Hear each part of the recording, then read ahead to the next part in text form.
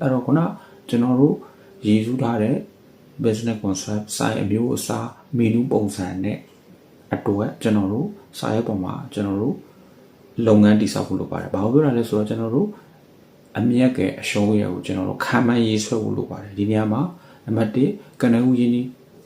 မြုပ်နှံမဲ့စိတ်မြင်းမှုနှံမဲ့ပမာဏပေါ့နော် initial investment ကိုကျွန်တော်အရင်တွက်ပါမယ်အဲ့တော့ခုနပြောတဲ့ကျွန်တော်တို့ရောင်းရတဲ့ menu နေထားလာစားမဲ့စားသုံးသူရဲ့ type ကိုကြည့်ပြီးတော့ကျွန်တော်တို့ကပုံမှန်အပြင် casual dining လား fine casual လား fine dining လားဆိုကျွန်တော်ခွဲခြားဖို့လိုတယ်ပေါ့နော်ဟိုရောင်းရတဲ့စားတာလည်းဘာဖြစ် finally လို့လည်းလုပ်ချင်းဈေးတွေကလည်း short ချင်းအဲ့လိုတော့လုပ်လို့မရဘူးဗျအဲ့တော့ပြောချင်တာကအဲ့ဒါအားလုံးကကျွန်တော်တို့ကလိုက်လျောနိဖြေဖို့လိုတယ်ပေါ့နော်ရောင်းမဲ့စိုင်းပုံစံရောင်းမဲ့ကျွန်တော်တို့ပြစ်မှတ်စားသုံးသူရဲ့အနေထားမီ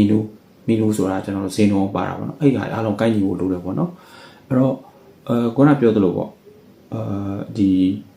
ကျွန်တော်တို့အမြဲဝင်မှုကိုလည်းကျွန်တော်မှန်းမှုလိုတယ်အသုံးစရိတ်ကိုလည်းမှန်းမှုလိုတယ်ဒါကိုကျွန်တော်တို့ financial plan လေးလို့ခေါ်ပါတယ်အဲ့ဒါကိုကျွန်တော်တို့တွက်ချက်ဖို့လိုပါတယ်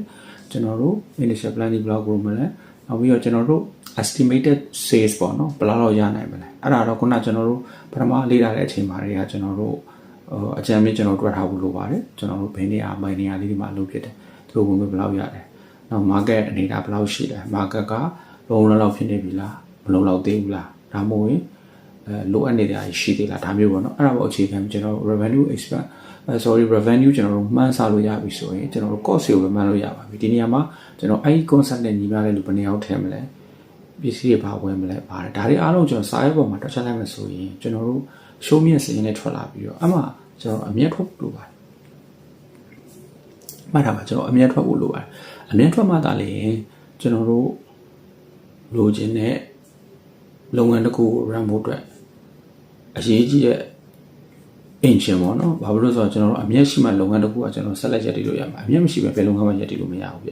နောက်တစ်ခုကအရေးကြီးတာကကျွန်တော်တို့စိုင်ပွင့်ပြီးအနည်းဆုံး6လစာခုန budget ပေါ်အခြေခံပြီးကျွန်တော်တို့ပုံသေးကုန်ကြစိ fixed cost လို့ခေါ်တာတွေအားလုံးကျွန်တော်တို့အားလုံးစာပေါ့နော်တစ်လကုန်ကြမယ် fixed cost ကုန်ကြစိအားလုံးစာ6လစာဒီကျွန်တော်တို့လျှက်ထားပြီးတော့ငွေကြီးဖယ်ထားဖို့လိုပါဒါကျွန်တော်တို့ဘယ်လိုပဲဖြစ်ဖြစ် site ထိုးရမှာဟာပေါ့နော်6လအတွင်းကျွန်တော်တို့မိတ်ကလည်းကောင်းကောင်းမရသေးဘူးဆိုင်ရဟာလည်းနာမည်မရှိသေးဘူးကာလလုံးပန်းနေတဲ့အချိန် marketing လုပ်နေတဲ့အချိန်မှာကျွန်တော်တို့ကကုန်ကြစိတွေကတက်နေမှာပါအဲ့ကုန်ကြစိကိုကျွန်တော်ကာမိဖို့အတွက်ကျွန်တော်ပတ်စံမောင်းဖယ်ထားဖို့လိုပါဒီလိုမှရေးဆွဲပြီးတဲ့အခါမှာကျွန်တော်တို့ initial investment နဲ့ပတ်သက် performa P&L လို့ခေါ်တဲ့အကောင်ရမယ်နောက်တစ်ခါကျွန်တော်တို့6 month ကျွန်တော်တို့ဆွဲထားတဲ့ကျွန်တော်တို့ profit and loss ပေါ့နော်အဲ့ဒါရမယ်အဲ့မာနဒီကျွန်တော် investment လုပ်ရမယ်